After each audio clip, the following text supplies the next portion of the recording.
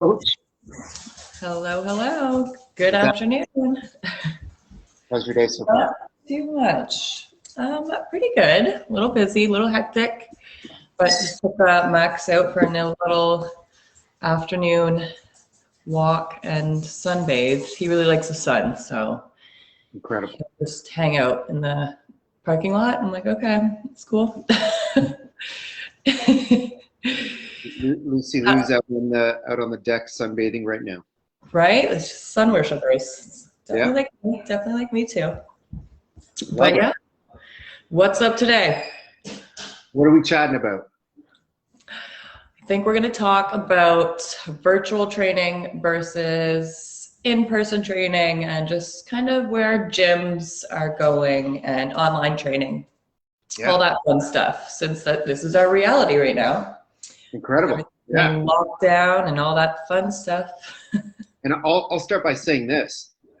Pre-COVID, I have said to numerous times, I had clients and friends encourage me and say, Coach, you should go online. You're limiting your reach, blah, blah, blah. And I said, I'm just not an online coach. It's not what I do. That's not my comfort zone. It's not the same.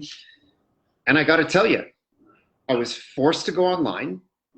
And now my experience has been such that I've changed my opinion. I think, Right.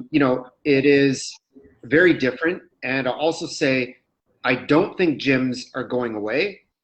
Uh, I think that, you know, community, the energy, the in-person, the touch, all of those things are critically important to the human spirit. It's the human element. I don't think those are going away.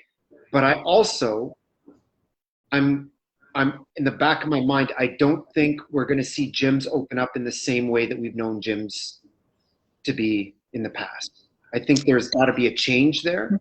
Right. Mm, Yeah, what do you think? Well, yeah, I don't know. This is, I don't really like change. um, so it's hard for me to picture how gyms will be going forward. Like, are they always going to have limits on classes or limits in the number of people that they want in the gym? Um, I don't really know. It's kind of sad to think about, because that's kind of where we've grown up. I've always been into health and fitness, so I've been in that gym environment for many years of my life. So it's difficult to see where it can go. However, yeah, the silver lining with the pandemic and COVID and lockdowns, it really did force me to move things online, and it is, more convenient, and it's still a great way to stay connected and everything like that. So I definitely see the benefits with online virtual training as well. But yeah, I'm not Yeah, really I'd say, sure. a couple things come to mind. Um, I've had quite a few clients make pretty incredible progress while training online. And to my surprise, when I went online, I actually had a few of my clients, students, athletes say, hey, this is really cool because now, as opposed to, for example, if we were doing some one-on-one training, they were, commuting quite a ways to come see me, and it wasn't possible to come see me more often than once a week or once a month. And then Right. in between there, the contact was minimal, and we didn't have a good way to monitor progress. And then, two, with what was interesting between the lockdowns now is I had quite a few students just remain online because they found out that it's far more convenient, you know, because they don't have to be there at a certain time for class times, so it gives them more flexibility with their schedule. They can Yeah. work out, do half in the morning, half in the evening if they can't get it all done at once. So you have a lot of options. And then the other thing that's really cool with the online app, I know the app that we use for the XT and the app that I use for MoveStrong is people can submit videos, and Yeah. I'm able to watch the videos and slow them down and give them some very high quality feedback Oh uh, yeah. and make corrections. And people, when they start getting into that pattern, it's pretty incredible the progress they've made And these are people who said, I don't like training online. And Yeah. now, you know, when they see the progress, it's pretty impressive. Oh yeah. Yeah. And I think that's just like anybody, right? We don't like change. And for instance, talking on video and like Zoom calls and everything like that was super uncomfortable for me in the beginning. But you know, we're Now, going in that direction. Like it's kind of difficult to fight it, you know, kind of just join the movement. you're either in or you're in the way. Yeah. Yeah. Yeah. And you're doing it now. So it's interesting when we start to think about, oh, sorry, go ahead. You were going to say something? No, you go first. No. It's interesting when we start to think about what does the future of the gym industry look like. You know, no one knows. No one knows. We'd just be guessing. But I think, you know, it would be a huge miss to assume that, you know, once this lockdown ends, that we're just going to go back to everything the way it was and we're going to be perfectly normal and all that. I hope so. I mean, I think that would be awesome. But as a responsible, listen, and when you're a trainer or a gym owner, I think you have another level of responsibility, and it's not to, you know, diminish what the others are doing out there, but you know, we create connections with our clients. If you're a good trainer, your clients will stay with you for a long, long time because they'll continue to see results. But there's a different level of accountability when someone is entrusting you with their health. So Right. I think it's prudent, not just from a business standpoint, but just from a trainer standpoint, that you have solutions for your people, right? That you don't just leave your people hanging. Yeah. So that was a big reason why I forced myself to go online. But what happens if, you know, we go through this lockdown and things get better for a bit and then we have another lockdown? Or, you know, I hate to say it, but what if there's a different variant that comes out and our new normal is these rolling lockdowns? What solutions do you have for your people, right? We have to at least assume, hopefully not, but assume that's a possibility, right? Yeah. Like, you know, we had SARS, we had other things in the past, so it's very likely that this will happen again in our lifetime. I would like to, or I don't want to assume, but that's just kind of the reality of it. And I don't know, like I think a lot of people have gym equipment and stuff at home now because, you know, at least those that are really into, you know, their health and fitness. They've invested throughout this. It's been what, a year and a half or so. So it's, you know, that's a big chunk of time. Yeah. So I don't know. It's definitely a transition, but something that if you do try it and you can see how convenient it is, and yeah, you can do it on your own schedule, and you do submit video feedback, so you are getting that one-on-one training and that coaching. But kind of, yeah, in the comfort of your own space, or even I was going to say, if you're traveling, when we can travel again, it's great that you can just take the app with you wherever you're going. You can do it literally wherever you are. So that's also another thing that I've learned to love about it, because I do like to travel and stuff like that. So I'm like, hey, I can bring this program with me, bring my rings. Throw your rings in your luggage. Absolutely. That's what I used to do when I would travel. I would throw my rings in the luggage, and then I don't even need a gym. If there's a tree and the weather is half decent outside, or soccer posts or whatever, just hook up my rings and I'm good to go. I've got everything that I need. Absolutely. And when you understand how to train in that manner, and it's it can be hugely beneficial, right? Hey, Michelle. Yeah. Exactly. You know, the other thing is too, I mean, listen, this has really challenged people to take a look at why they're training, right? Yeah. And realize that for a lot of people, there's a social aspect to it, and there's that, and that's fine. But at the end of the day, I mean, if you really care for your health, which you should, you know, I don't believe you have to love fitness, but you have an obligation to be physically fit so that you can live your best life. You have that obligation. That's the greatest expression of gratitude, and whatever that means to you, that's fine. But I mean, just to sit on the sidelines and then to complain, I Yeah. think my view is this, is that you can't separate mind from body. Just try. Try, and then, you know that saying, uh, we have 10,000 worries uh, until we have to worry about our health, and then we only have one. Right. Yes. Right? Yeah. If you get into that state where you're symptomatic and you're concerned about your health, it can take over the rest of your life. It can Yeah. dominate your thoughts, right? And we neglect our health. We avoid our health. We avoid working on it. We do all of the things until we're forced to face it. And then it can dominate and become a very scary thing. But I mean, I think if you're neglecting your health, you're living on this end of the spectrum. You're sabotaging, you're restricting your ability to live your best life, because you need to have that human experience. You need to experience your physicality. You need Yeah. to test the limits and boundaries of what you're capable of doing if you want to live your best life, Yeah. right?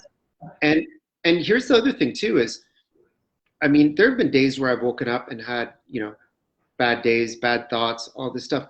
And then you go and you train, you express your physicality, and you chalk that win up. That's a win that you've accomplished. You've done something. Yeah. It Yeah. will affect you mentally as well. It will give you that mental boost, right? So it's hard. You can't separate the two. I get that. So it's kind of like that double-edged sword. Does that make sense? Yeah, for sure. No, and I like that you said this has kind of forced people to think about why they are training. So I know like the social aspect for me was a little bit of a challenge because, you go to the gym or, you have a class with a bunch of people. It's nice to have that community setting. But is that what you're going to work out for, is just to hang out with people? And I guess if you really are looking for the social aspect of it, like we have that option where we have that community in our XT group. Like if I reach out to you, like, let's work out together today and we'll just do it over Zoom, or maybe we will meet up in person. I don't know. But there are options to have that more social aspect. It's just about making it happen. I think most people do start out that way. I think they do start out training because they enjoy the physical aspect of being at the gym, and many, if not most people, start out for what I'll call superficial reasons, right? Yeah. So I want to look better, or this, that, or some people because they don't feel well, or they're not moving well, or whatever the reason. That's fine.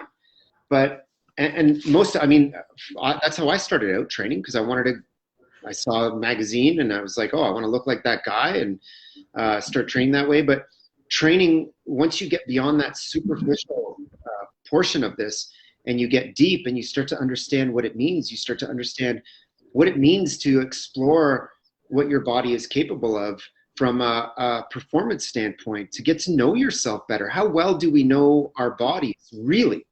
Yeah. How do you know what your body is capable of? How do you feel with the movement? That's a huge thing. And when you can get beyond the social and superficial things and start to look at this, I know it's going to sound all woo, but my training is spiritual to a point where it's a mental game where I'm testing my resolve. I'm testing my adversity. I don't want to train today. I don't feel like training today. Oh, you don't, do you? You have an obligation to train today. So let's do it. Let's get started. Let's make something happen, right? Let's test. Are you able to do hard things when you don't want to do hard things, right? Start asking yourself these questions when you approach your training. And it becomes more than just, oh, I got to get 10 reps of this done. It becomes, I get to test myself here by myself when no one else is watching, right? When I don't want to do this, can I still do it? Will I still do it? You start to learn a lot about yourself mentally, emotionally, spiritually, a lot of these things. And that's when training takes on a whole new meaning, right? Yeah. Yeah, no, I love that actually. Yeah, no, that's an awesome point. I had a moment a few weeks ago, I shared this with a client of mine, where I did not feel like training. And I woke up, I didn't sleep that well that night. I woke up, I had a little bit of anxiety, and yeah, some people think it's a chore. If your training is a chore, you have to switch you have to reframe that as an opportunity. Every rep, every movement is an opportunity, not just to get better, but to learn something about yourself. Yeah, you get to work out. You don't have to work out. Get to work out. Yeah. Anyone that says I have to work out, they don't know anyone that hasn't been able to. They don't know anyone that hasn't been able to get themselves out of bed because they have an illness or a physical challenge. They don't know. They've not known that person, right? Right. Mm-hmm. And when you start to think about that person, and that's the place that I go to when I didn't feel like training that day, and I was supposed to do a protocol of 10 sets of 10 sets of 10 squats every minute on the minute. And I had it in my calendar. I was supposed to start training at 9:30, and then I started talking myself out of it. 9:20 came around, 9:25. I'm like, oh, I should do this, I should do that. Everything, and it was almost 10 o'clock, and I was down. I only had 2 hours left before my next scheduled time. So it was like, hey man, you're either going to do this or you're not. And I had to have some positive self-talk. So you know what I did? Instead of doing 10 sets of 10, I went and did 11 sets of 11 because exactly. You would. And then, but I'll tell you this. Right. I went from this valley in my energy, in my emotional state, in my mental state that day to a peak. And it changed the day, and I dominated the rest of the day. And all I had to do was just start. And when I started, I was still talking to myself. I still had the chatter. Hey, what if you only do 5 sets of 10 instead? Just do 5. And then it was just do 3. Just do 1 set and see what happens. Right. And when I started, that was Joe Rogan. Sometimes I can't stand it, but he would call this you're conquering your inner bitch, right? And there's something to that. When you express yourself physically, there's something that occurs mentally within you as well. You cannot compartmentalize the two. Right. So just take that first step. Just do the full body mobility warm up. See where that takes you. Yeah. Just do the first. Sorry, go ahead, coach. Just do the first movement. Just if you take that first step, then that ball will get rolling, and then you're already there. You're already showing up. So just keep, doing the next movement. If it's hard for somebody to work out in their own home or their own space. Like I get that. I'm sure that's been a challenge for many people. But yeah, just making a schedule, sticking to it. It's an appointment that you don't want to cancel. Maybe you just do 1 movement today. But I think that will definitely, it's a small win. So then that makes you feel good and you want to continue, want to keep showing up. Just make that first step. So when in doubt, if you have any, just start. And you don't have to do the whole workout for it to count. Just do 10 bodyweight squats today. That's it. Just do 10. And then tomorrow, do 11. The day after, do 12. That's it. That's how easy and simple it is. Anything else is but an excuse. You have an obligation to express your physicality. You do. I'm sorry. If you have the ability to move, you have an obligation to move. That's the greatest form of gratitude. And anything else is but an excuse. For example, our Hop 90 XT program, the Move Strong programming, is done with minimal equipment, not because of COVID or not because gyms no, because we believe that's the best way to train. The more expensive the equipment, the cheaper the athlete. Right. Yeah. Right? All my athletes have been training this way for years now. Minimal equipment. Nothing has changed because of COVID. Nothing. Right. And I just had a conversation with one of my clients' dads. He called me up and he said, she's incredibly strong. Like whatever we're doing is working. Yeah, of course. Damn right. Looked at how very little equipment we're using. You don't need leather chairs in the dressing room or change room and fancy equipment and all this stuff. I don't even believe in that stuff. If I go to the gym to train, I don't use any of that stuff. Right. I bring my rings, I hang my rings, and I go. Right.